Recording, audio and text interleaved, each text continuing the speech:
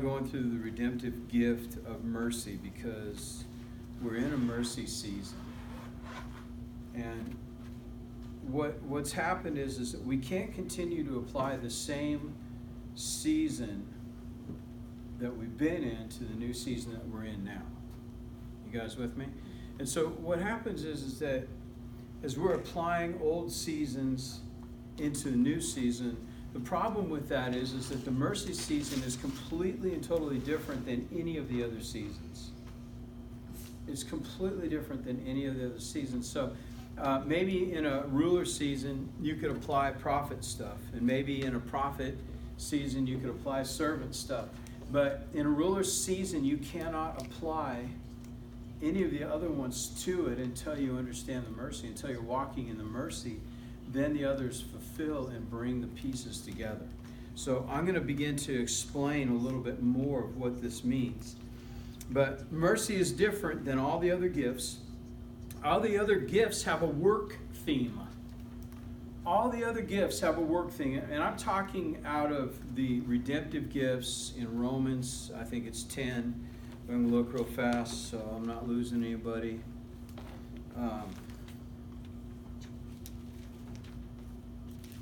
No, it's Romans 12. 6, 7, and 8. And it talks about these list of 7 gifts. And they're the redemptive gifts. And that's what I'm going off of. And that's what I'm talking about today. And so I don't want to lose anybody.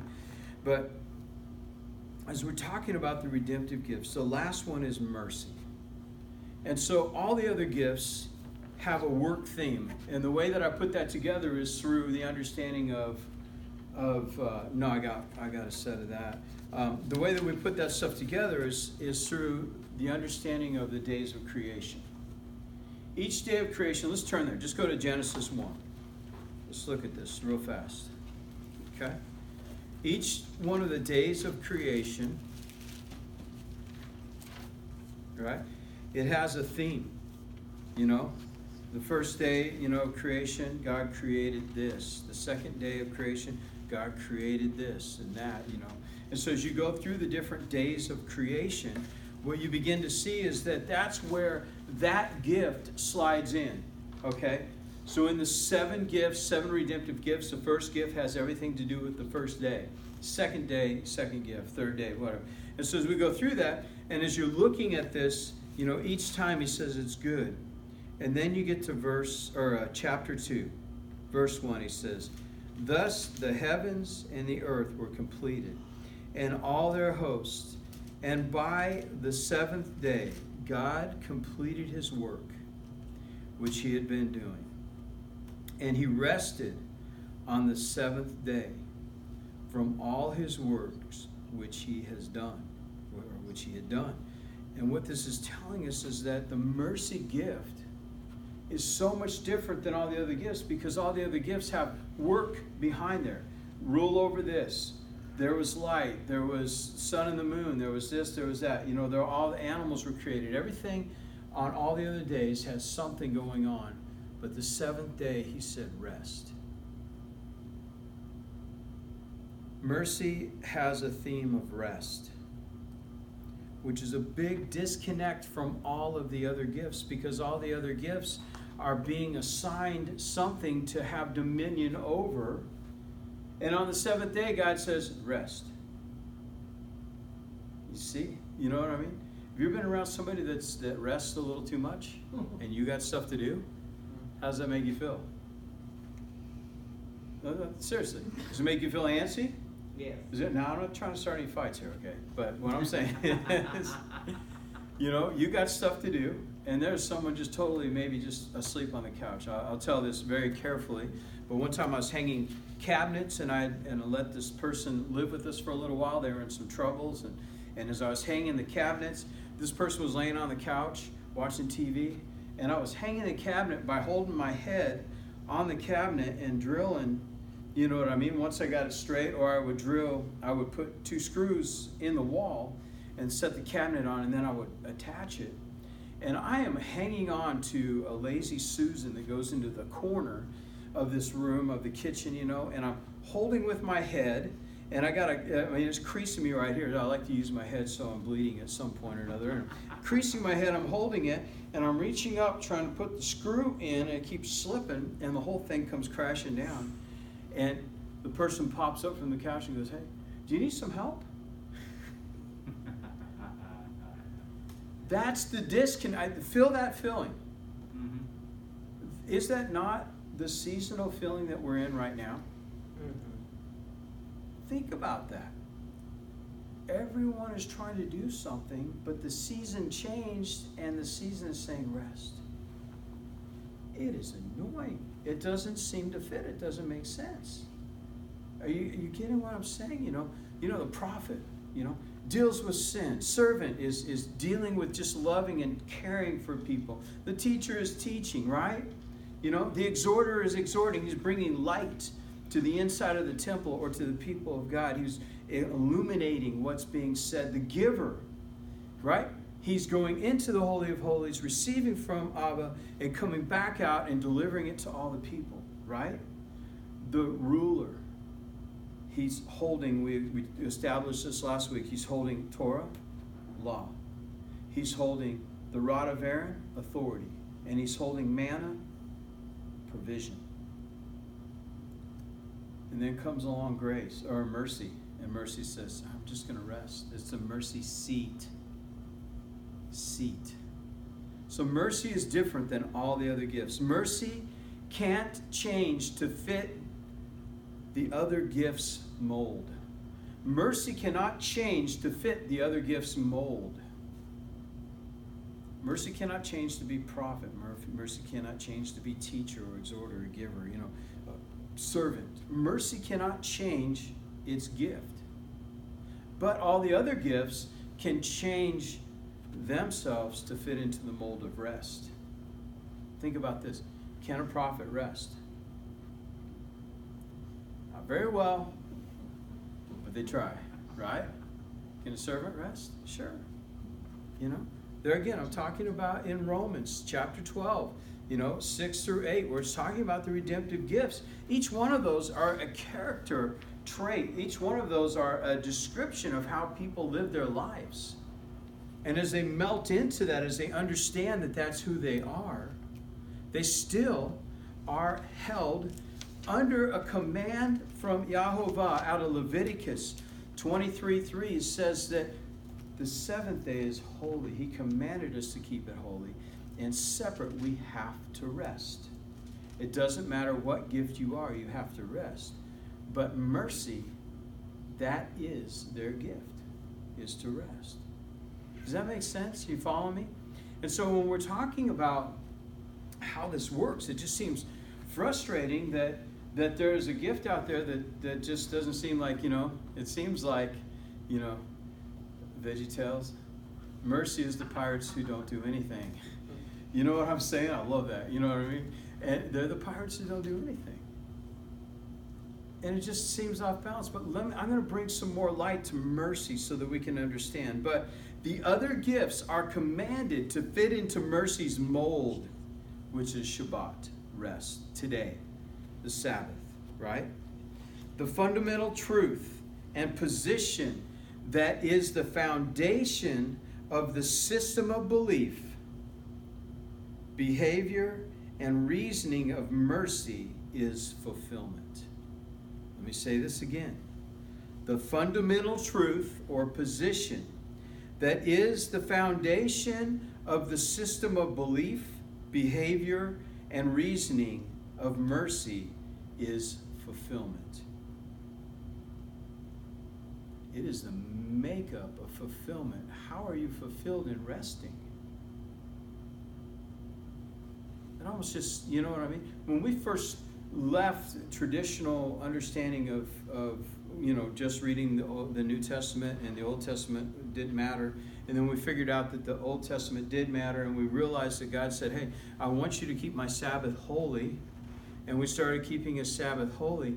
My biggest fear was that if we were keeping the Sabbath holy, that there were going to be some people in the body that weren't going to keep it holy. And so, in a sense, I operated in manipulation to say, no, we're going to have church from here to here so no one can work. Because it was my conviction. But in a sense, that was a mercy move. We say we all are going to fit into this mold. All right? Do you follow what I'm saying? Does that make sense? Mm-hmm. You know, and it was my heart, but yet in another, you know, anyway. But how are you fulfilled? You know, at the very beginning when we started keeping Sabbath, you know, there were people who weren't really fulfilled. They were just faking it, in a sense, until they could make it. I'm going to fake rest until I can make it. Because we are human beings, but we're really human doings. I mean, is that the truth? Is anybody really a human being? You're just being? But mercy is. Mercy is a human being. Every other gift is a doing. You know, doing this, doing that, doing that. Mercy is just being.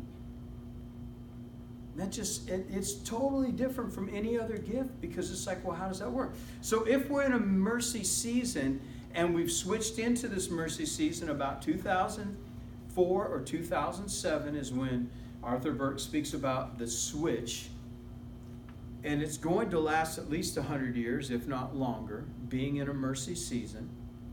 Okay, if you believe that or not, it doesn't matter, because the bottom line is things have changed, and the things that used to work are not working anymore, right?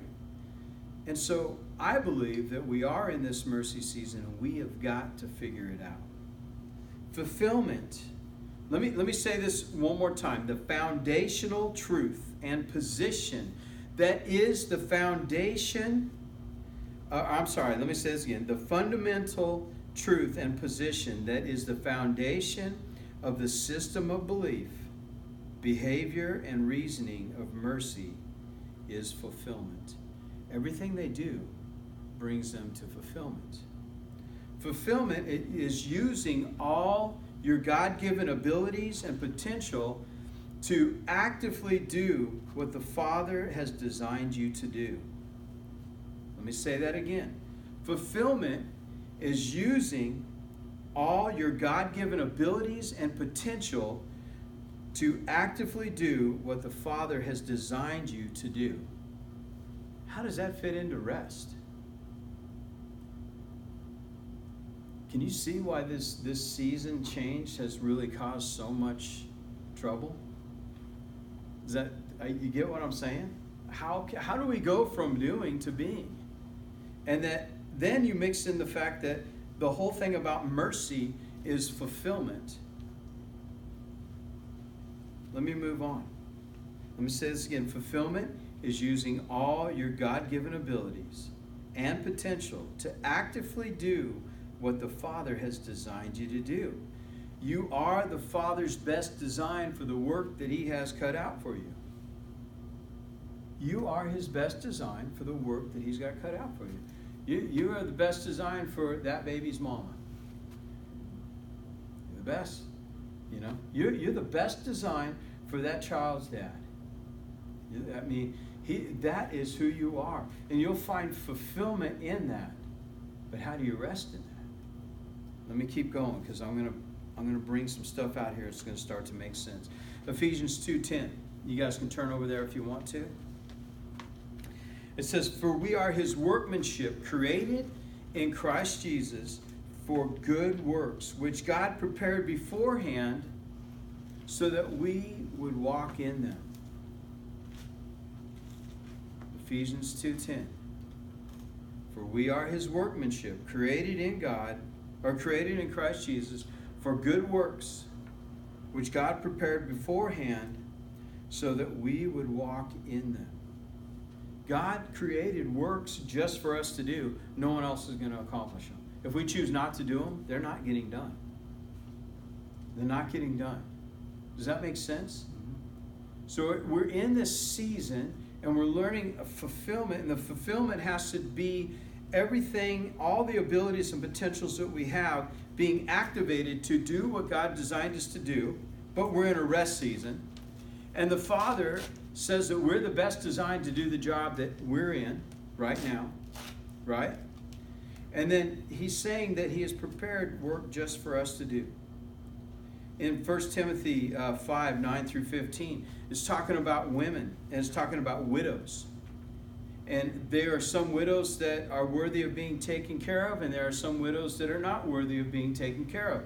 And Timothy, or Paul, is speaking to Timothy, and he's talking about what the qualifiers are. There's a list. This is what qualifies you to be taken care of, and this is what disqualifies you from being taken care of. In the middle of that is 1 Timothy 5:13, and it sums up the whole thing. And it sums up the effects of what it's trying to say. And it says, at the same time, they also learned to be idle. Oh, wait a minute. If we're in a mercy season and it's about rest, these gals are idle, and Paul's got a problem with it. You follow me? Because I didn't. At first, I was like, wait a minute. We're supposed to rest, but these gals are being disqualified because they're idle. Let me read this whole thing. It says, at the same time, they also learn to be idle as they go around from house to house, and not merely idle, but also gossipers and busybodies, talking about things not proper to mention. Idleness is the opposite of fulfillment. How are we going to rest and get fulfillment if idleness is the opposite of fulfillment? Think about that for a little bit. You ever see people that are just completely idle? They're not fulfilled. There's no fulfillment in just sitting around waiting for the shoe to fall. You know what I mean? There is no fulfillment in just sitting around and waiting. You get what I'm saying? But we're in a rest season. Mercy is all about rest. Let me put this together. Idleness is the opposite of fulfillment. In the mercy season, it is about rest, not idleness. They are not the same. Rest and idleness are not the same. Think about that. Rest and idleness, they're not the same. Let me explain it this way. There are times when you are resting in what you know and you're not striving to understand. Who just read 1 Timothy 5:13 when I said that? Who just read that? You read it? Yeah. You read it? And you read it? Okay. As you read it, were you resting in the fact that you could read, or were you striving trying to read that? Were you resting in the fact that you knew how to read, or were you striving to figure out how to form the syllables and the words and to understand what it was saying? You rested in that knowledge, right? You were resting, but yet you were doing something. You were resting, but you weren't idle. You rested in the knowledge. You rested in the understanding that you had already. Does that make sense? How are you going to rest as new parents? You're not.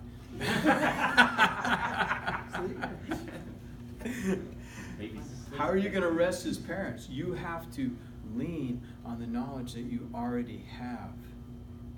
Resting as a parent is not idleness. It's leaning on the knowledge that you already have.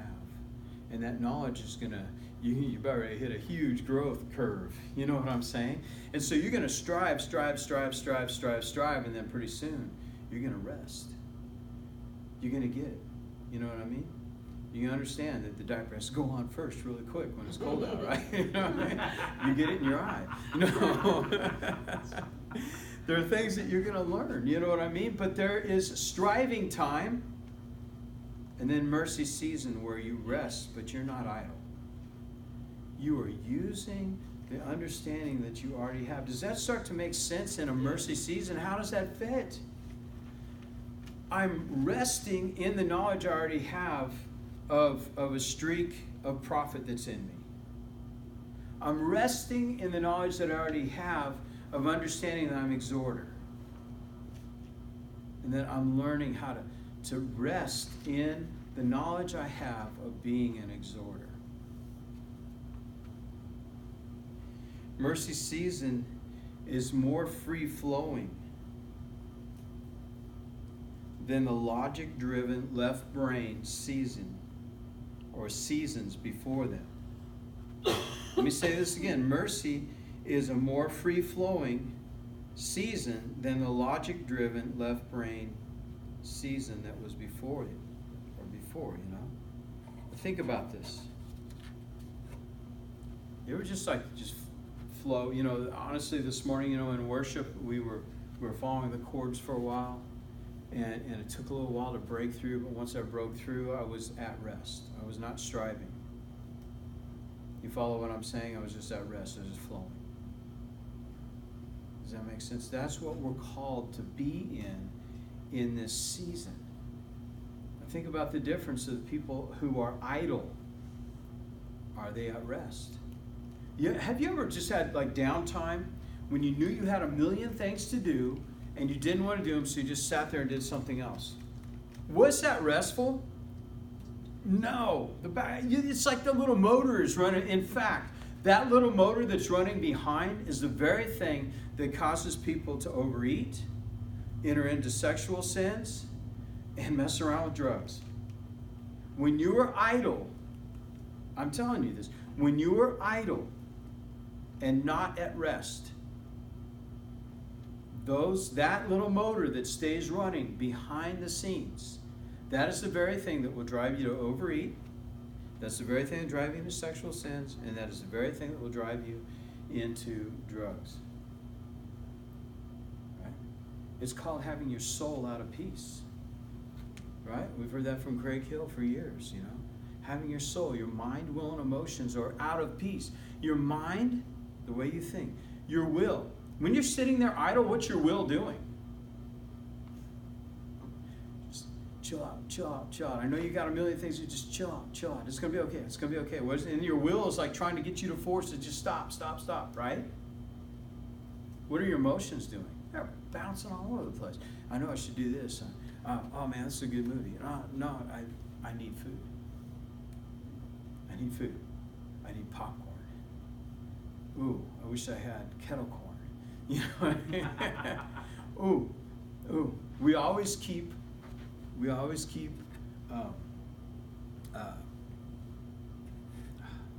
not Jello. What is that stuff? Pudding in the cupboard for the grandkids. You're sitting there, you're idle, all of a sudden your mind goes, ooh, there's pudding in there. Hey, it's still in there, by the way. It's still in there. I haven't eaten it. You know what I mean? Or what happens to me is, you know, I realized, and I found, Kim told me where you guys were hiding the cookies here at church.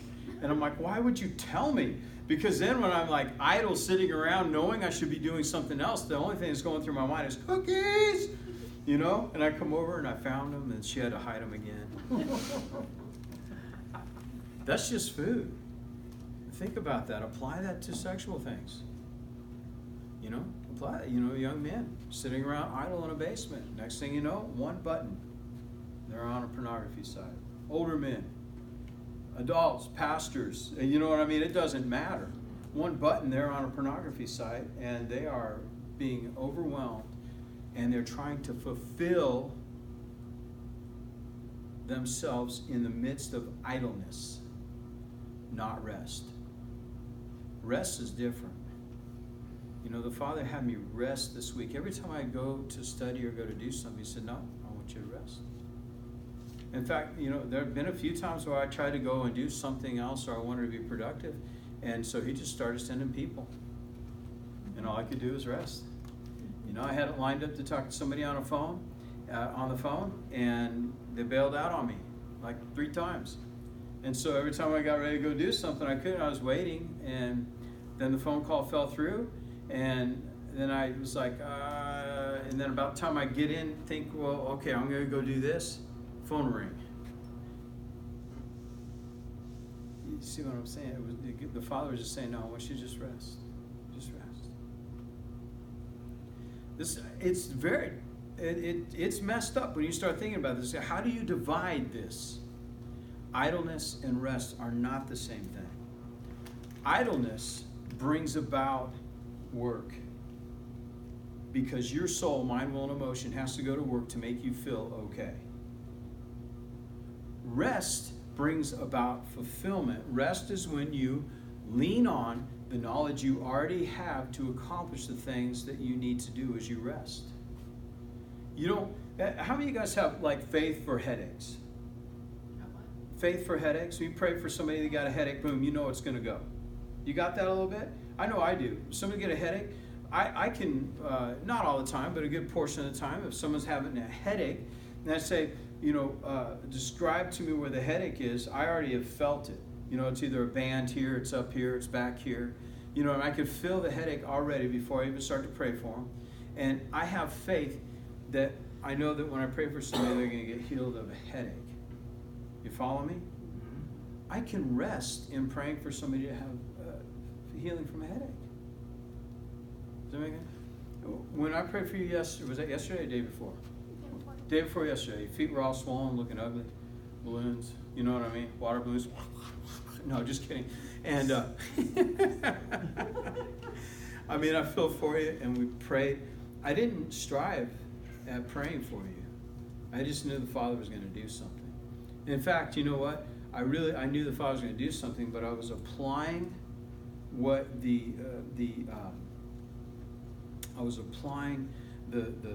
things that I had already learned. I'm trying to think of a specific word here, but the principles. I was applying the principles that I had already learned. I had to strive to learn the principles, but I was just praying for you and speaking out the principles in rest. And boom, healing came that fast. Now, let's roll back a little bit and think about the fact that we're in a mercy season. That is what's supposed to be happening. Remember I said mercy season has everything to do with worship? We should not be striving to get into the presence of God. We should just be there. It's a mercy season. We have to, as a body, make that decision that we are there. When we walk through the door, there's nothing, we shouldn't be striving, because there's knowledge that we already have, that when we come into his house, when we come in, like what I was sharing earlier, when we come into Chasa, the refuge, and we are in his presence, immediately we should feel that. We can rely on what we've already learned and just enter into it. We're not idle, we're just resting. Does that make sense? Does that start to help a little bit? I hope. Mercy season is a free-flowing season, not a logic-driven left brain season, right? Think about these in the mindset of resting and not striving. Following your passion. Does that make you feel like you got to strive or rest? Or idle? Following your passion. If you attack that in idleness, you're going to be frustrated.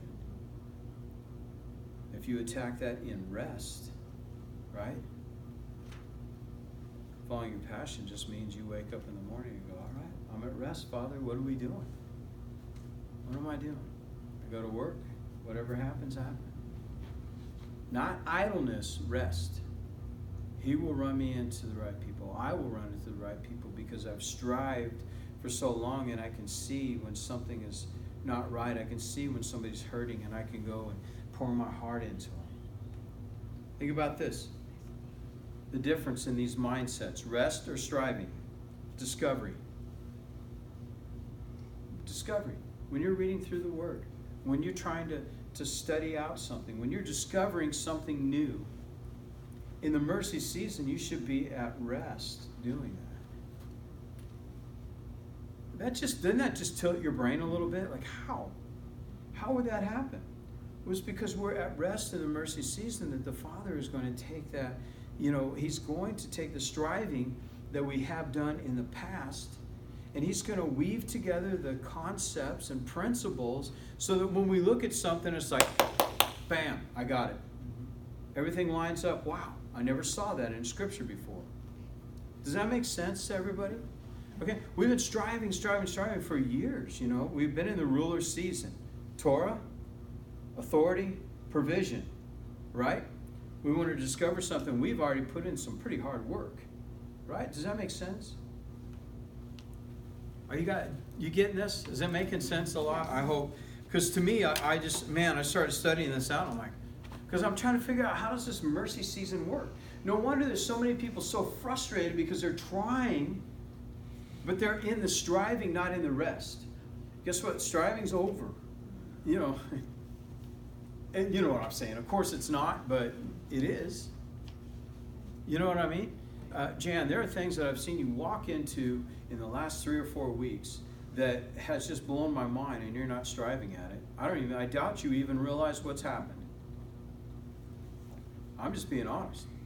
It's just like well, that's interesting. You know? And that's happening in this body. That's happening in the body of Yeshua by and large. I mean, it's happening. Think about this, nurturing your spirit in rest or, you know, in striving. What does that look like? Just nurturing your spirit.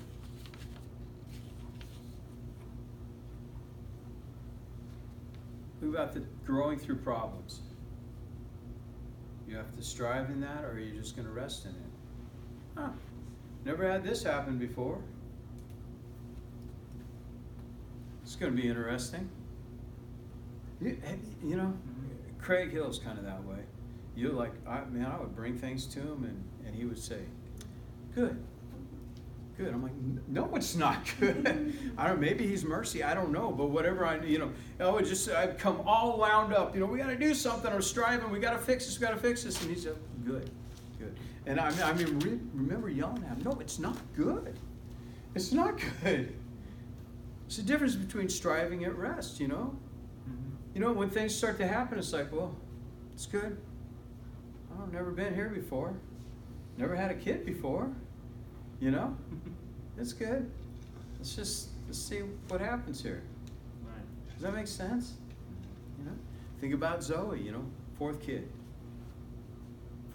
You know what? She has strived for a long time. You know, 3 kids. Boom, boom, boom, and then she's rested for a long time, and now you know the 4th one's on the way any minute now, right? And she's worried. Why? Well, she's already strived through all this other stuff. She needs to quit worrying. She's already learned it. She's at rest. You know what I mean? Of course, I've never birthed a kid either, but I'm just saying, she's been there. There's a knowledge that she has that she can just draw on that and be at rest instead of striving. And doesn't that make such a difference? There's a fulfillment in resting. There is only frustration in striving. There's only frustration in idleness. Okay?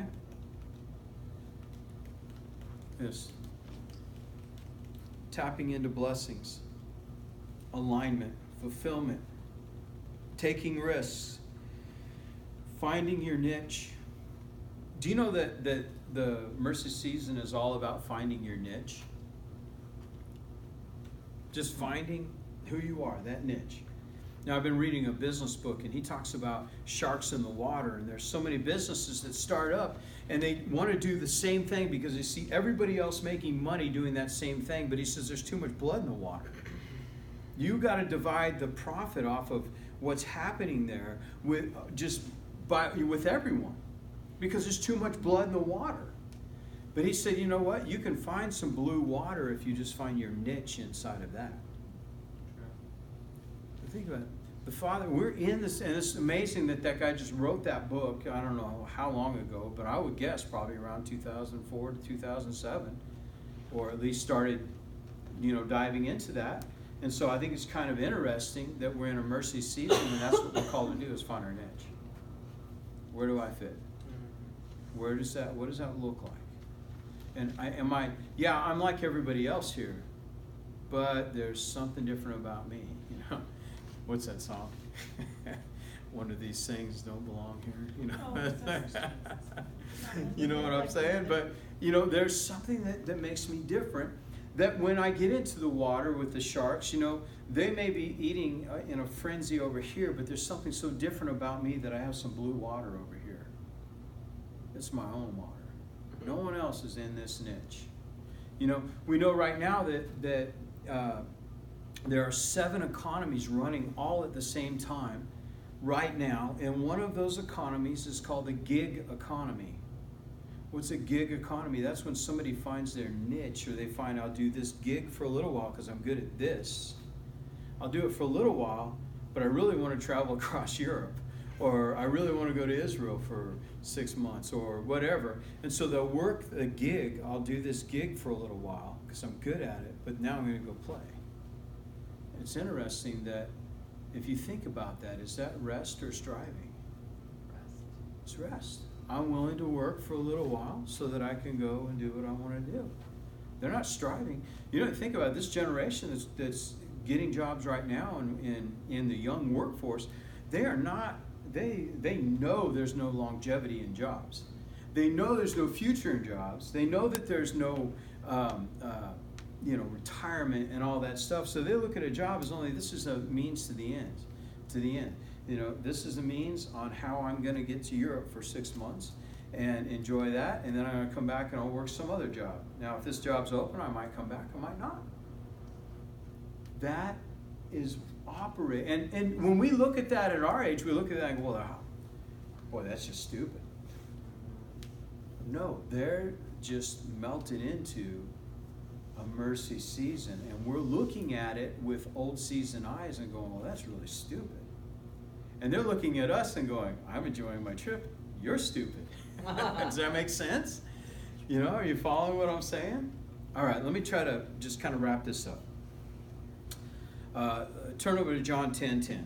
We've heard this a whole bunch of times. And let me look at this in a mercy season thought, okay? John 10:10 says this, a thief comes only to steal, kill, and destroy, but I have come that they may have life and have it abundantly. Resting, not striving mindset, which is mercy, would be the thought to read this and go, sweet, I have abundant life. The resting, not striving mindset that is mercy would read that and say, sweet, I have abundant life. That's it. Right? Idleness and striving mindset, which is all the other gifts, would look at this and go, sweet, what do I need to do to get that? Let me read it again. The thief comes only but to steal, kill, and destroy. But I have come that they may have life and have it abundantly. In the mercy season, we should look at that and go, sweet, I have abundant life. But in all the other seasons, we would look at that and go, sweet, what do I need to do? We don't do anything for that. It's already done. Does that make sense? And of course, there's a lot of people, well, I don't strive for that anyway, but you know, they're lying. You know what I mean? They're still trying to figure out how to string together some concepts so that they can live in an abundant life. But the Father is saying during a mercy season, it's just abundant life. Right? Does it feel like abundant life? Yes, no. We're just coming into the season and we got to figure out how to operate in that. But think about this. Abundant life and fulfillment, it doesn't mean everything's going smoothly. You know what I mean? So we were coming back from Dallas and then we went over to Oklahoma City and we're on the way back and we're on the highway, and as we're driving along, you know, I passed by another pastor's car on the side of the road and I think, is that Roy? And Kim goes, I don't know, I didn't see it. And I go, I think that's Roy. And so, I mean, it just bothered me enough, so I stopped and I turned around and went back, and sure enough, but they were at rest with a broken down car. They were just sitting there like, oh no, we're fine. I called them, I said, hey, say, are you on, or I said, what's happening? He goes, oh, nothing much. And I go, are you on the side of the road? He goes, yep, that's me. He was at rest in the middle of something going wrong. Does that make sense? No, it doesn't make sense. You know what I mean? I'm out kicking the tires, slamming the hood. What's wrong with this thing? You know, I can't figure it out. They're just totally at rest. He goes, I called somebody. They're going to come get us. It's going to be a little while. It was a hot day. I said, hey, I'm on my way back. Let me pick your ladies up at least. You know, his wife and daughter. I said, let me pick them up at least and you know, take them home so they're not sitting in the heat. Trouble, but at rest. I mean, is that fulfillment? Yeah. Just fulfilled, huh? I'm just enjoying talking to my wife and daughter. You know what I mean? And we look at that and go, well, that's kind of messed up. Are you guys following what I'm saying? If we can tap into the mercy season, I have a feeling that life is going to get a whole lot better for all of us. If we're still in that striving or in idleness, we are not going to be satisfied. We're not going to be walking in fulfillment. Does that start to kind of fit together?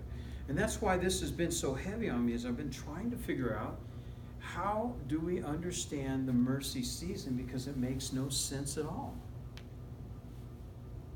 And the more I pray about it, the more I delve into it, I'm starting to understand that, when he says you have abundant life, the mercy season is like, cool.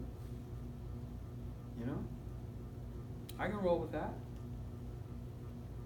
All the other seasons, it was like, all right, well, what do I need to do? What concept do I need to figure out so I can string together these concepts and thoughts and ideas so that I can get to the abundant life?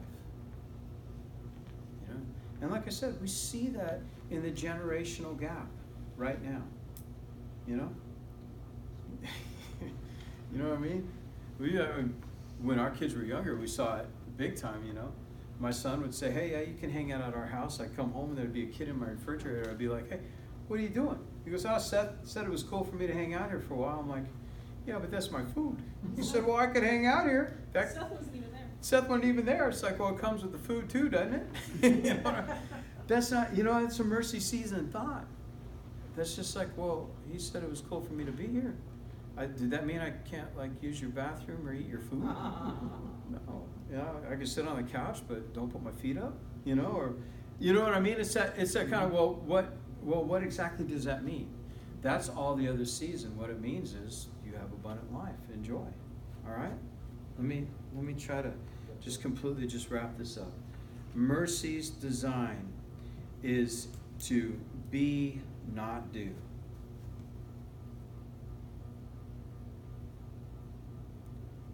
I am as opposed to I do. I am as opposed to.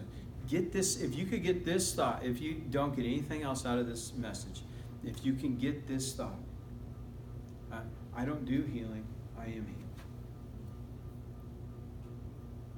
I don't do finances, I have finances, I am finances. Does that make sense? I don't do Brent. It's not what I do. I am Brent. It's just me. Does that kind of make sense? You know what I mean? It's like, I don't strive at being me. I just am.